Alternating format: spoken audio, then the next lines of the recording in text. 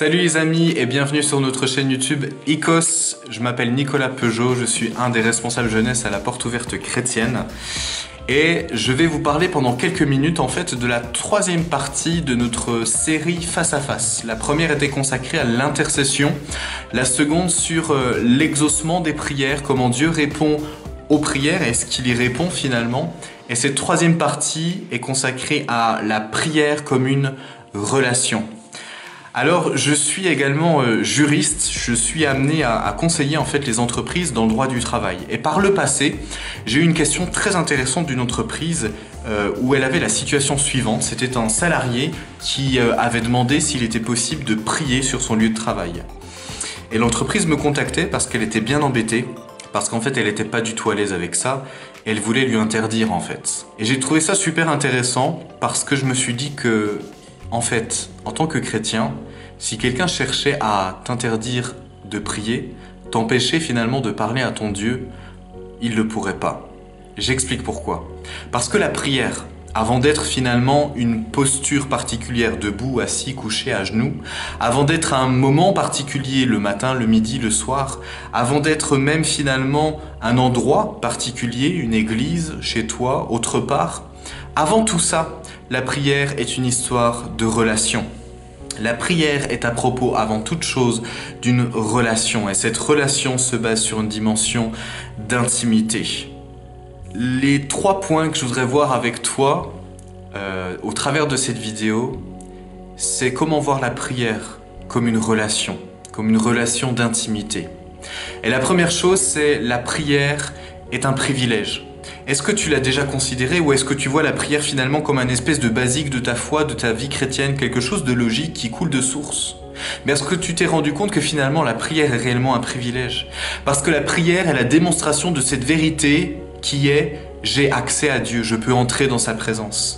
La prière, c'est la démonstration de cette vérité-là. C'est la démonstration que oui, tu peux vraiment avoir accès à Dieu, tu peux lui parler et il peut également te parler. C'est un privilège incroyable. Comment est-ce que tu peux avoir accès à Dieu finalement? De quel droit tu peux t'adresser à Dieu, tu peux avoir accès à lui? Seulement au travers de Jésus. C'est seulement au travers de Jésus, au travers de son sacrifice que tu peux avoir accès à Dieu. Parce que Dieu, lorsque tu entres dans sa présence, te voit au travers de son Fils, il te voit comme étant purifié, comme étant saint. Et c'est au travers de son Fils que tu peux avoir accès à lui. Alors oui, la prière est un réel privilège. C'est un privilège d'avoir accès à Dieu. C'est un privilège que tu as de pouvoir lui parler. Alors comment elle se concrétise? Comment ce privilège finalement se concrétise? Eh bien, Jésus nous en parle dans Matthieu au chapitre 6, verset 6. Jésus nous dit: si tu pries, lorsque tu pries, entre dans ta chambre, ferme ta porte et adresse-toi à Dieu qui est là dans le lieu secret. Et ton Père qui est là dans le lieu secret te le rendra. Alors, que nous dit ce verset? Est-ce qu'il nous dit que tu entres dans la présence de Dieu et que Dieu t'y rejoint? Il ne dit pas ça. Ce ne sont pas les mots qui sont utilisés par la parole de Dieu.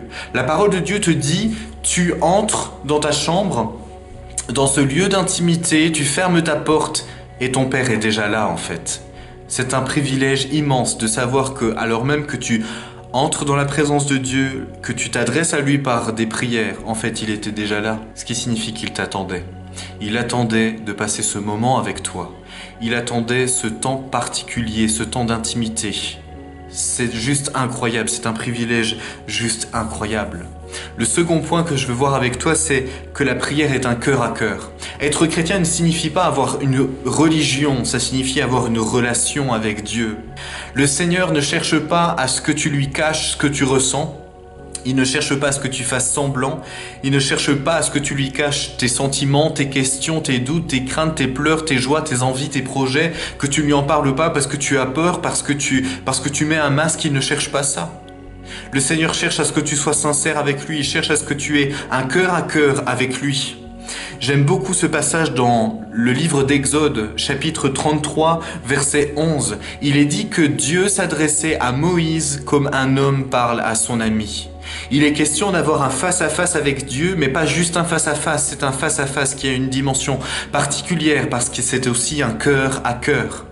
La prière, lorsque tu parles à Dieu, lorsque tu t'adresses à lui, lorsque tu es dans sa présence, c'est toi qui livres ton cœur à Dieu. La prière, c'est lorsqu'il y a un jeune homme, une jeune femme, un homme, une femme qui livre son cœur à Dieu et Dieu lui livre également son cœur. Il y a une notion incroyable d'intimité là-dedans. Relis les psaumes du roi David. Tu verras que le roi David ne cache rien à Dieu, il ne cache pas son péché, il ne cache pas ses doutes, il ne cache pas ses peurs, il ne cache pas ses joies. Il lui livre tout et Dieu le lui rend, c'est-à-dire qu'il lui répond. C'est ce qui est dit dans le verset 6 du chapitre 6 de Matthieu, lorsqu'il est dit que dans ce lieu d'intimité, lorsque tu prends ce temps, Dieu, ton Père, te le rend, c'est-à-dire qu'il te répond, il prend part à ce temps-là, c'est pas juste toi qui lui parles. C'est juste incroyable. Et le troisième point, c'est que la prière, eh bien, il peut y avoir beaucoup d'obstacles à ta vie de prière. Il peut y avoir beaucoup d'obstacles à cette vie-là. L'un des obstacles, le premier en tout cas que j'ai choisi, c'est un manque de discipline. Alors tu vas me dire, attends Nicolas, tu me parles de relation et après tu me parles de discipline. Depuis quand dans une relation il faut avoir une discipline ? Je crois que dans notre vie de prière, dans ce privilège que l'on a et dans ce cœur à cœur que l'on a, il faut avoir une discipline. Il faut à un moment donné se dire « je veux prendre ce temps-là et je vais prendre ce temps-là ». Si cette discipline devient une obligation, alors effectivement, c'est juste une religion, c'est un espèce de rituel et il n'y a aucune sincérité. Il n'y a pas cette dimension de privilège, il n'y a pas cette dimension de cœur à cœur. Mais si cette discipline est motivée par le fait que tu as conscience de ce privilège, que tu veux avoir ce cœur à cœur, alors je crois que ça fait plaisir à Dieu. Le second obstacle, c'est un mauvais focus. Je crois que dans nos pensées et dans nos vies, nous pouvons vite avoir des focus qui nous empêchent de passer ce temps de prière avec Dieu, ce temps privilégié avec Dieu.